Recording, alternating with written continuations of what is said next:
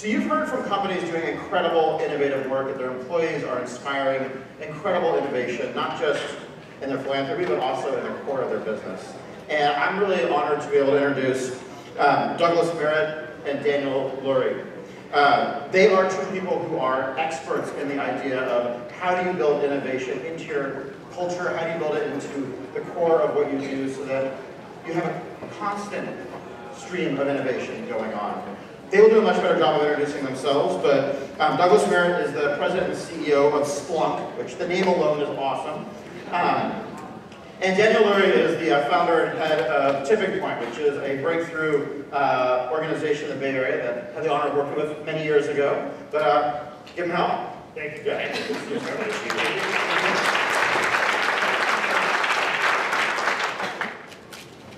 Good morning, everybody. Good morning, everybody.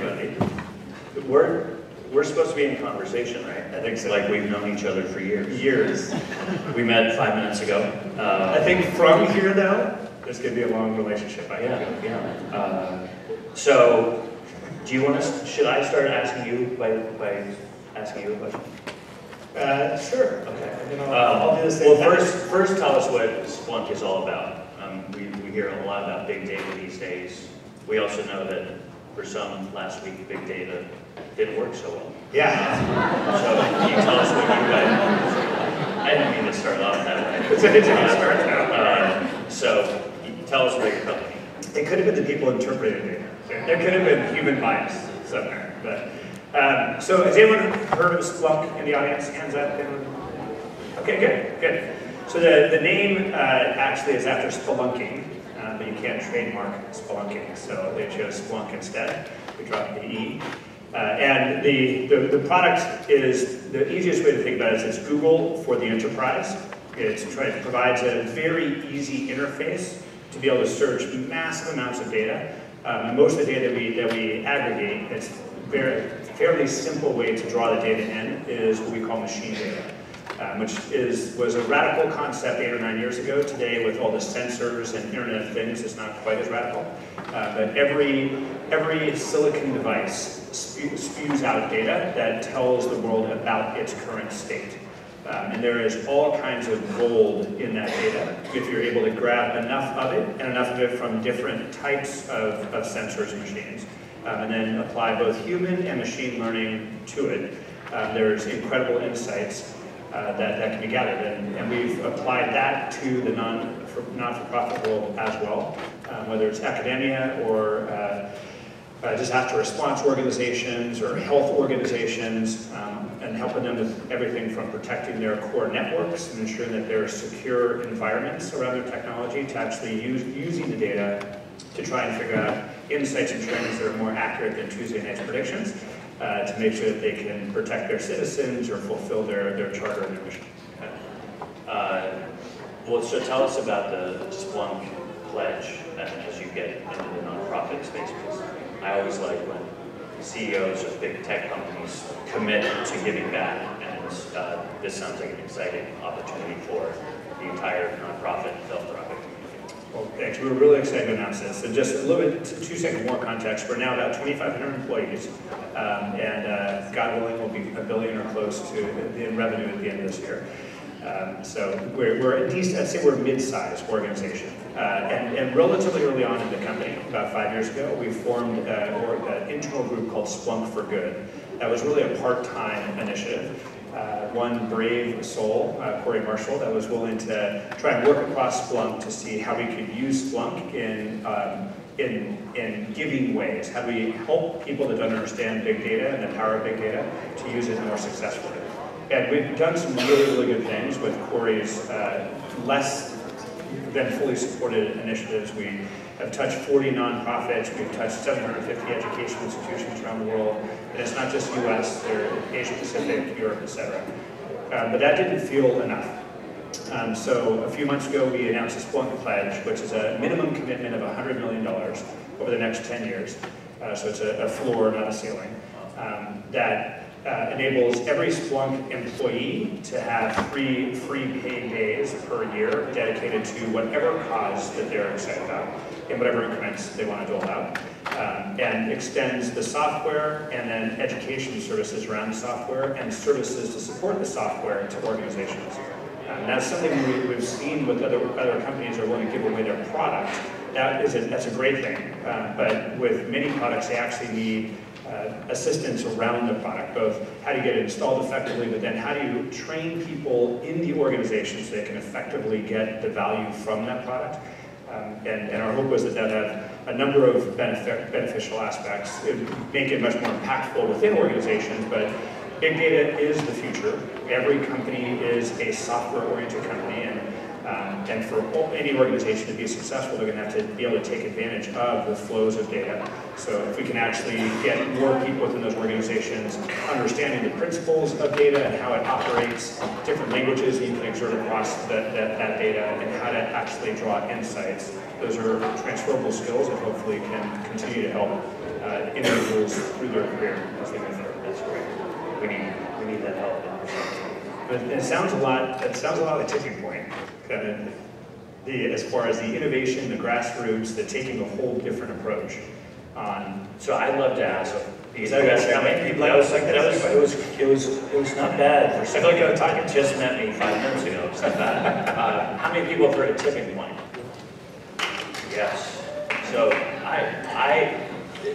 we were just talking outside, and I swear we still have not penetrated the Bay Area market, or many markets for that matter, in terms of awareness.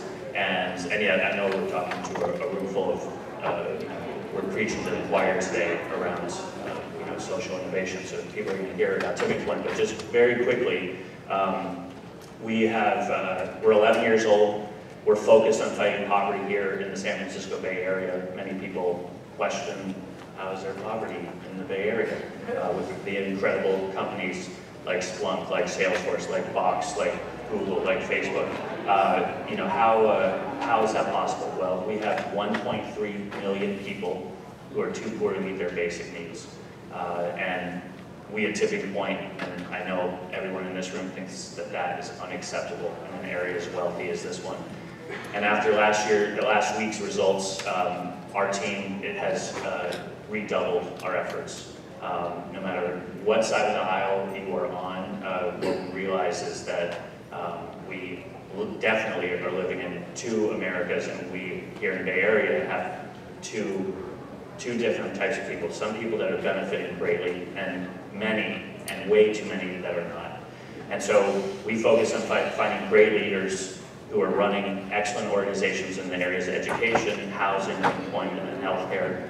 Preston Smith, the Rocket Ship, is here as one of our organizations that we support and fund, and we believe in him, and we believe in his team, and we believe that every child deserves a great education. And so we at Tipping Point will do everything in our power to help someone like Preston get the most out of his organization so he can impact more kids. So, like your backers, your VC backers in the early days, or your investors, they believed in you and your team and the idea, and then they got you access to lawyers and accountants and help with anything and everything you possibly can get. We do the same, and so we want to bring Splunk to bear on our groups. So we have 45 groups. We're metrics and accountability driven. We think we're on the leading edge of holding our groups accountable, but we need help in getting to the root of how are Preston's kids doing? How are they going to do with getting on grade level at 3rd grade? What's that mean for down the road? And using organizations like yours or companies like yours, we need more of that in our sector. And so we're living in this unbelievably complicated time, but we also have all these opportunities with the great companies that are in this region. And we need to help our groups get more impactful and more effective. So I'll stop there. That's great. And it's, just even on that education theme, Obama had a great piece in Wired magazine a week ago, just recently, talking about how this is the greatest time to be alive. And there's many different ways you can look at the time. There's certainly going to be a lot of ups and downs, as the information age probably has similar impacts that the industrial age had 150 years ago. But I agree with that. It is the greatest time to be alive. information, when I look back across history, the dark ages always come when you lock down the free flow of information. When you liberate information, when you promote education, then you have much more enlightenment capability. And this big data thing, it really is real. UNLV is using Splunk and other technologies to try and figure out at-risk kids going through the program. They're Splunking their learning management system, they're Splunking a whole bunch of other data sources that would indicate that someone is starting to have early problems, so they can jump in before they actually start to get into a failing mode, and try and be proactive on the intermediate, on the safe, to ensure that that student has a successful experience. So there isn't a topic I can think of that if you don't bring interesting data to it, and then creative and ingenious people looking at the data and trying to figure out what it might be, that can help humanity in some way or other. We were talking about employees, and you said you guys committed $100 million over the next 10 years. How'd your investors respond to that? You know, when I think of someone that has to go out and fundraise every year, I get excited to sit next to you. We could talk more about fundraising. Yeah, for sure. How does your investor base react, and how do your employees react? So the employee reaction and our customer reaction, I actually announced it at our user conference about a month ago. Like every company, we bring together all of our top customers, or any customer that wants to attend an annual format. And the entire population, the assembled group was ecstatic. And the call to action was, all of you that are customers and all of you that are employees, you have topics that you're incredibly passionate about. Bring them forward, right? That free flow of information, anything that you really get excited about, bring them to Corey Marshall and the Splunk for Good team. He's got some criteria, but we'll make sure that we evaluate everything and deploy resources. I think for our workforce and every workforce today, there's been a great movement that I've seen the past 10 to 15 years in the Valley, where it used to just be about me, my career, and how do I make the most money and get the most out of my day-to-day life. And I think there's been this transition that's millennial characterized, but I think it transcends the different generations. That it's about us and we. I has been increasingly replaced with we.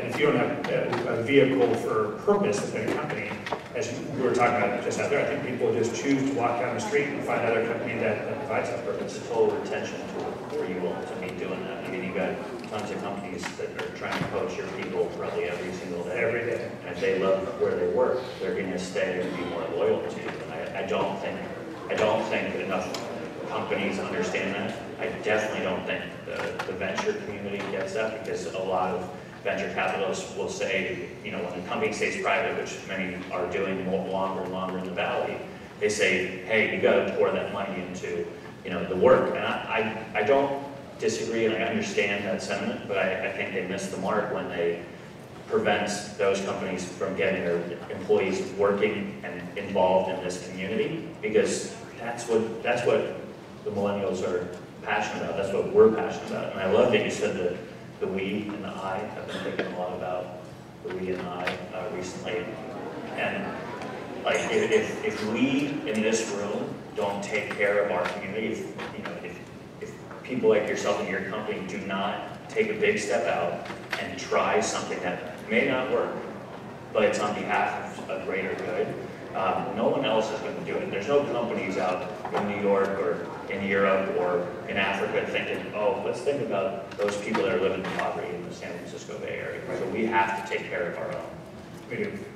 And the investors, we had a prep for, what does this mean? How do you answer this question when we are non-GAAP profitable, which means our employee stock expense makes it very difficult for us to be profitable, which goes back to that same discussion of talent. Our assets are not physical assets. We're not a manufacturer in the traditional sense like so many tech companies. There are people. Our people are everything in our company, and making sure you've got a very engaged and committed employee base is critical. And if that means you have some additional stock expense, if that means that you provide them different outlets that they're passionate about that help the world, and I think that that's a win-win-win. And we've got a lot of dialogue with investors on how to deal with stock expense. We have a whole dialogue track on why is this Splunk pledge good for you as investors. And I think the more sophisticated get it, but we get the same pressure that you hear in the venture community capital of every single dollar just should go back to product development or marketing expense or sales expense. And there's I view something like this as a huge win-win-win. It certainly helps the employees, it helps the community that they're in, and this every Splunker in every community. We had a group in the UK that did a ride from the UK to Paris and raised a ton of money and did a wonderful team bonding event, included a couple customers plus employees. Same thing in our Singapore office, so it's a global piece that helps our local populations, our customers get involved in partners, and then the communities win as well. So I just can't think of a more logical thing to do and better for the investors. Since we are just having a conversation, I'm going to just bring something up, which I think is relevant for this audience, which is kind of the R&D work. You all, I imagine, spend tons of dollars on R&D. I think we've done a study at Tipping Point where something across all industries, there's $145 billion of capital spent on R&D in the for-profit sector. And I would just encourage this audience to think about stepping that up in the nonprofit sector. We, in the past few years, have really taken hold of this, and our groups are starved of this resource to fund new ideas, new projects, new ways of getting their work out there. So we've spent about $4.5 million over the last 2-3 years on R&D work. And so I would push everyone beyond, and if people know about Tipping Point, you know that we provide general operating support dollars to our groups. You know, over 20% of foundations nationwide do that, and so I would encourage any funder here to think about doing general operating. But I would also encourage you to think about providing some risk capital to your nonprofits in this room. You know, it's going to be a risk to bring Splunk into some of our groups. It's going to take time. It's going to take resources. I love that you're talking about putting people at the nonprofits, because we don't always know how to use your product, and so there are a lot of tech companies out there that just throw your product out there, say they gave it to you, and they actually don't then come in and help you get to work on it. And so we do not only that, but this R&D thing I think is really key, and I think it can help take the nonprofit sector to the next level. So we have a lot to learn from you all, but we also need the help of the funders in this room to allow groups to take that risk. I think the approach you guys are taking is so innovative. And I'm really enthusiastic to work with you guys. It's that those services that you're providing are so critical to helping organizations get to that next level so they can provide the types of services they want to continue to provide. Well, we're here. We're ready. So excited to work with you and your Splunk team. Vice versa. Thank you guys.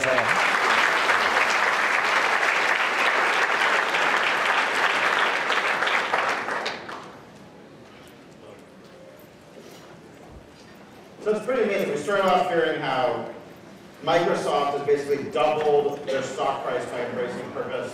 We just heard from a recently public company who's now trading at $8 billion a year that pledged $100 million in their tank did not, Splunk, as you might think it would. In fact, purpose, which is the topic of my book, The Purpose Economy, is showing how purpose is the innovative differentiator. It is what's enabling labor markets to change. It is what is causing retail to change. It is changing everything we need to do. But it's time for us to get much smarter about purpose. We've been talking about purpose, frankly, in a very dumb way. Well-intentioned, but dumb way. And I think what was said on the stage today is exactly right. We now have the data to actually understand the science of purpose. We now have the ability to truly understand the psychological aspects of purpose. We will understand the economic side of it. It's time for us to put the same rigor that we heard on the stage being applied to how you run an organization and gather data, to apply that to purpose. So we can each find, for each individual, the opportunity to partner with purpose. And we can do that now. We can actually identify who is purpose-driven at work and who is not. We can identify which opportunities are going to provide purpose. We can identify who can make the impact on what. It's time for us to stop dumbing down the work around purpose and time to use data to truly make a difference. And I hope that all of you took from today, in this morning's session, sort of the sense that there is so much opportunity, but we've got to raise the bar, we've got to start using big data, we've got to start truly identifying the ways that we can partner with purpose to make the difference that we now need to do more than ever.